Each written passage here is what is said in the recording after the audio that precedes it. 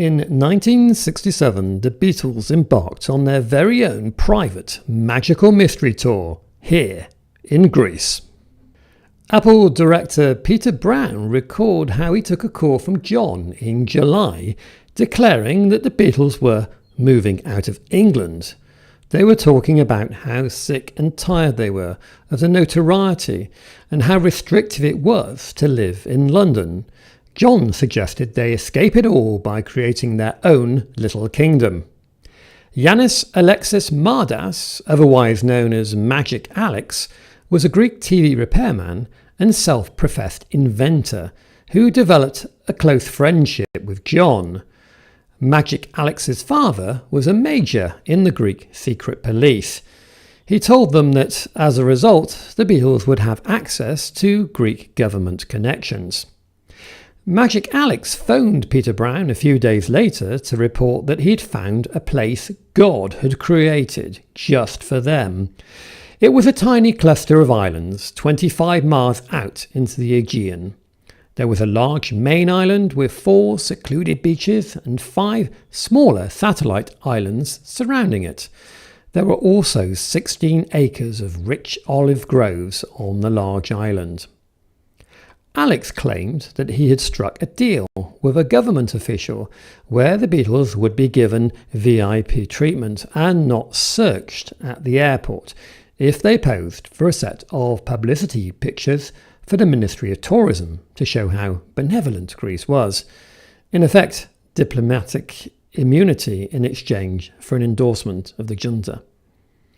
Brian was opposed to the idea, but all 4 Beatles ended up in Athens together with their wives, except Ringo's, girlfriends and their inner circle.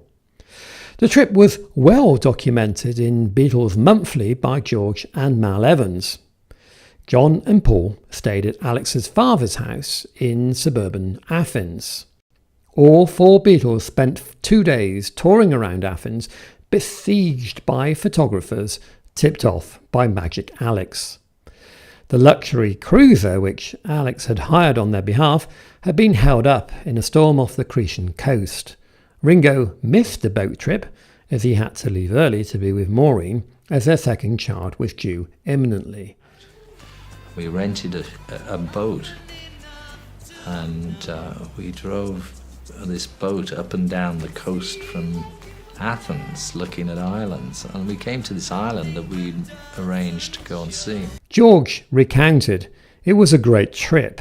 John and I were on acid all the time, sitting on the front of the ship playing ukuleles. Greece was on the left, a big island on the right. The sun was shining and we sang Hare Krishna for hours and hours." According to documents held at the National Archives in England, the main island was Aegios, although no island of that name appears to exist.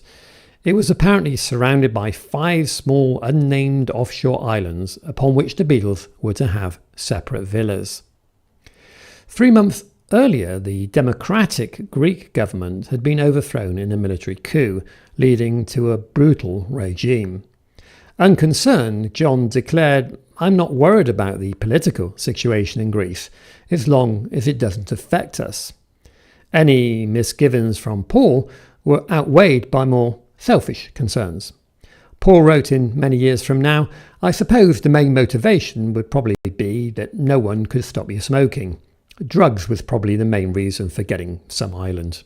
The Beatles needed to buy export dollars before applying to the Greek government for permission to spend them. The £90,000 worth of dollars was sold back to the government, and the value had risen given the Beatles' £11,400 profit. George joked that it was the only time that the Beatles ever made any money on a business venture. There are some very touching images of John and Uncle Paul together with Julian in Greece.